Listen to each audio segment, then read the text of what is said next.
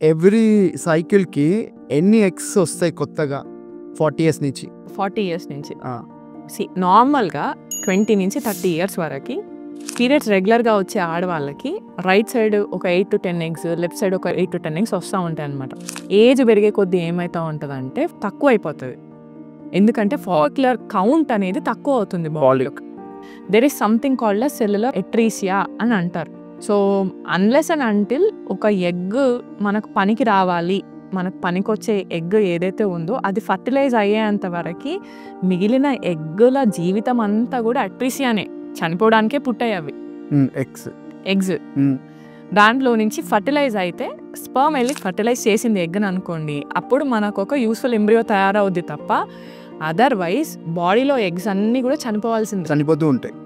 అవన్నీ ఎగ్స్ అంటే nothing but cells. అది follicles are nothing but cells కదా. Follicles are nothing but cells. ఇంకా ఈజీగా చెప్పాలంటే ఫాలికల్లో ఊసైట్ ఎగ్ అనేది ఏదైతే ఉందో అది జస్ట్ మనకు మన వైఫ్ బాడీ నుంచి జెనెటిక్ మెటీరియల్ క్యారీ చేసే స్మాల్ సెల్. సో ఎగ్ అనేది ఒక గ్యామెట్, స్పర్మ్ అనేది ఒక గ్యామెట్.